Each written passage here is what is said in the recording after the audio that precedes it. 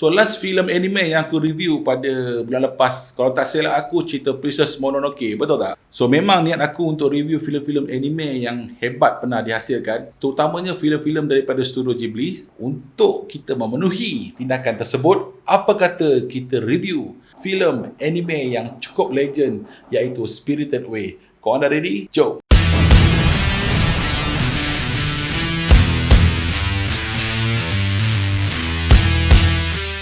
Spirited Away. So, filem Spirited Away ni adalah sebuah filem animasi yang diterbitkan oleh Studio Ghibli pada tahun 2002. Filem ini diarahkan oleh pengarah animasi yang sangat legend, yang tidak asing lagi, iaitu Hayao Miyazaki. Kalau korang nak tahu, filem ni aku beli DVD original Kau nampak ni? Ini adalah DVD original Spirited Away yang dikeluarkan oleh Walt Disney. So, memang rare. Tak silap aku, masa time tu aku beli tahun 2008. Okey, filem ni, DVD ni, harga dia kalau tak silap aku pada tahun tu RM69.90.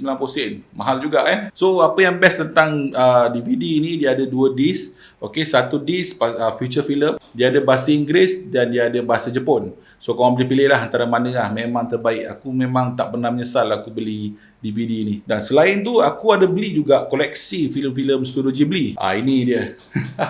Ini aku beli sebelum aku beli cerita Spirited Away tu. So, dalam disc ni ada semua cerita-cerita terbitan Studio Ghibli. Daripada cerita Nausicaa, The Valley of the Wind, sampai cerita Ponyo. Lama cerita ni Lama aku simpan ni. Sejak daripada 2007-2008 aku beli ni. Jadi cerita Spirited Away ni mengisahkan tentang seorang karakter perempuan yang bernama Chihiro. Okey, Chihiro ni dia dengan family dia pindah rumah ke satu perumahan baru. So dalam perjalanan diorang pindah tu, tiba-tiba bapak dia salah ambil turn lah. Dia pergi ke satu simpang dan jalan simpang tu pelik. Selepas dia sampai kepada pengakhir jalan tu, dia nampak macam satu lorong menuju ke satu tempat yang lain lah. Sebab seakan bapak Chihiro tu, itu mungkin kawasan zoo lama. Jadi bapak Chihiro ni ambil keputusan untuk bawa diorang tu masuk ke dalam lorong tersebut lah. So tempat yang diorang sangkakan zoo tu, rupa-rupanya ada macam-macam benda lah. Sebab diorang ingat tempat tu mungkin kawasan dah tertinggal. Tapi diorang nampak ada asap kat situ lah. Macam ada satu rumah bathhouse lah. So dekat kawasan rumah mandi tu, ibu bapa Chihiro ni terbau dengan satu masakan yang sedap. Since diorang ni sibuk untuk pindah dan diorang masih belum makan lagi, mak bapak Chihiro ni ambil keputusan untuk pergi ke restoran tu penuh dengan makanan dan diorang makan macam tu saja. Sebab biasalah orang-orang diorang ni ada duit. Biasalah diorang ingat boleh makan sementara tu boleh bayar kan. Tapi dalam masa yang sama, Chihiro ni dia tak sedar hati, dia ajak balik. Tapi malangnya mak bapak dia tak nak dengar cakap Chihiro lah. So bila Chihiro ambil angin kat luar, dia terjumpa dengan satu karakter lelaki yang hampir sebaya dengan dia lah. Karakter ni nama dia Haku. So bila Haku nampak Chihiro ni, dia kata, "Chihiro, kenapa, apa yang kau buat kat sini?" Jadi Chihiro tu dia macam takut, dia balik ke restoran yang mana ibu bapa dia tengah makan. Rupa-rupanya ibu bapa dia dah bertukar menjadi seekor babi kata. Dia rasa macam dia pelik lah sebab ibu bapa dia dah jadi babi kan, tengah makan kan. So dia lari dan kawasan tu pun dah semakin lama gelap, dah nak malam, dan dia telah diselamatkan oleh watak Haku ni. So pendekkan cerita, Haku ni kata ibu bapa Chihiro tu memang telah disumpah menjadi babi lah. Sebab kawasan tu adalah kawasan larangan, tak ada manusia pernah pergi kat situ. Jadi in order untuk Chihiro selamatkan mak bapak dia ni, dia mesti wajib bekerja dengan rumah mandi ni lah, rumah bathhouse ni. Okay? Rumah tu dimiliki oleh satu witch, ahli sihir perempuan yang sangat kuat lah.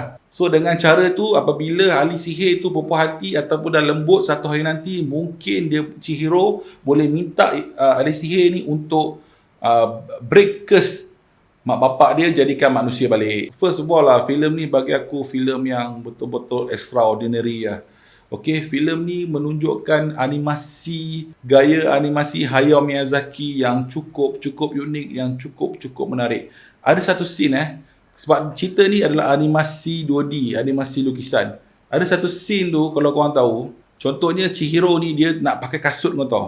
Scene dia pakai kasut. So, kalau kau tengok standard filem mana-mana, kalau budak perempuan tu dah pakai kasut, dia terus belah macam tu je, betul tak? Tapi dalam cerita ni, Chihiro, dia animasi, kau tahu. Dia pakai kasut, masa dia pakai kasut, lepas tu dia tap kasut tu ke belakang untuk pastikan kasut tu masuk lekat. So, scene tu menggambarkan seolah-olah betul-betul budak perempuan yang pakai kasut.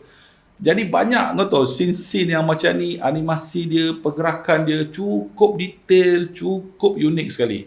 Dan the best sekali tentang filem ini adalah karakter Chihiro sendiri. Kalau kau tengok pada permulaan dia, Chihiro ni, dia ni adalah satu karakter perempuan yang orang kata apa, whining lah, yang kuat membebel, kuat komplain, itu tak kena, ini tak kena. Budak-budak kecil perempuan biasalah. So Hayao Miyazaki sendiri bagi tahu dalam dia punya dalam a making of cerita ni, watak Chihiro ni beliau inspirasikan daripada satu watak budak perempuan kawan baik dia yang memang kata apa, lazy bum, pemalas. Lepas tu dalam masa sama dia kuat komplain lah. So watak Chihiro based pada watak budak perempuan tu lah.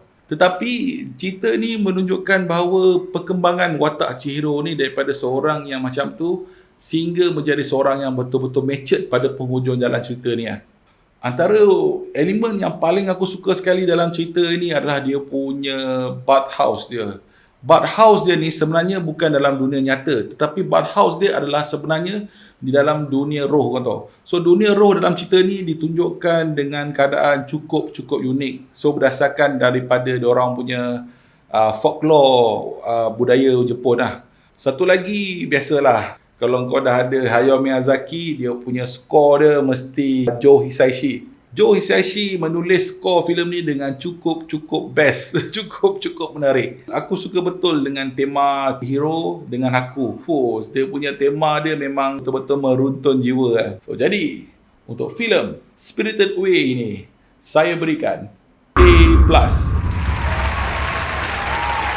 Susah aku nak tengok, aku nak cari kelemahan dalam filem ni. Filem ni antara filem animasi Jepun yang betul-betul stamp aku punya minat terhadap anime Jepun. Selepas aku tengok cerita Princess Mononoke, dan selepas tu aku tengok cerita Metropolis, cerita Ghost in the Shell, dan lepas tu aku tengok cerita Spirited Away ni. Aku lihat kan, animasi anime Jepun ni, diorang punya stylistik diorang memang betul-betul mahal. Walaupun production dia 19 juta USD tak sebesar macam filem-filem Hollywood, tapi dia punya keringat, dia punya stylistik dia punya arts dia punya animasi dia memang betul-betul power lah. So mungkin lepas cerita Spirited Away ni, aku rasa aku akan review filem Howl Moving Castle, pada bulan depan. Kalau korang rasa filem animasi Jepun apa yang korang suka, korang boleh teruskan komen kat bawah. Ada apa-apa cadangan untuk aku review filem-filem animasi, korang boleh bagi tahu aku. Nanti insya-Allah aku akan review filem-filem animasi. Sebab banyak